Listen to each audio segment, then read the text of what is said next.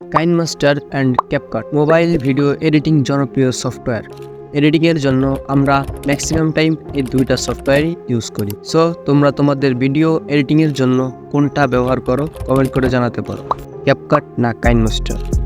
So usually কাইনমাস্টারে video editing করতে গেলে আমরা অনবরত একটা প্রবলেম ফেস করি। একটা ভিডিও এডিটিং করতে মাল্টিপল লেয়ার ইউজ করতে হয়, বাট ম্যাক্সিমাম টাইম কাইনমাস্টারে একটার বেশি লেয়ার সাপোর্ট করে না। সো এই ভিডিওতে সেটাই দেখাবো যে মাল্টিপল লেয়ার ইউজ করবে কিভাবে। So let's get to started. Alright, কাইনমাস্টারে যদি একটা ভিডিও ইম্পোর্ট করি, তারপরে আমি যদি এখান থেকে লেয়ারে ক্লিক করে মিডিয়া থেকে একটা ওভারলে অ্যাড করে নিব। সো ওভারলেটা অ্যাড করে দেওয়ার পরে এখানে দেখতে পাবেন যে ওভারলেটা সাপোর্ট করছে না। এখন আমরা এখান থেকে মিনিমাইজ করে মেমরি থেকে ক্লিয়ার করে দিই। তারপর আবারও আমরা কাইনমাস্টার ওপেন করব। তারপর এখানে সেটিংস চলে যাব। তারপর ডিভাইস পারফরমেন্স ইনফরমেশনে ক্লিক করব।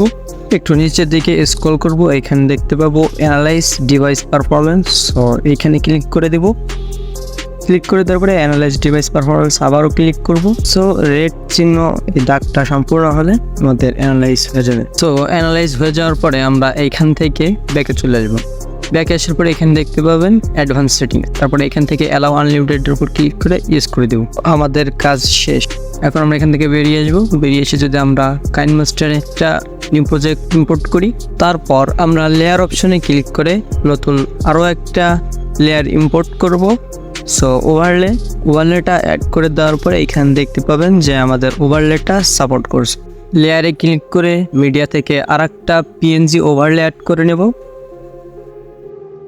অ্যাড করে দেওয়ার পরে এখানে এইটাও সাপোর্ট করছে। So that's it. এই ভিডিও থেকে তোমরা শিখতে পারছো কাইনমাস্টারে মাল্টিপল লেয়ার ইউজ করার টেকনিক। তোমরা যদি এডিটিং না পারো তাহলে এই ভিডিওটি দেখে আসো। সো দেখা হচ্ছে ওই ভিডিওতে। আল্লাহ হাফেজ।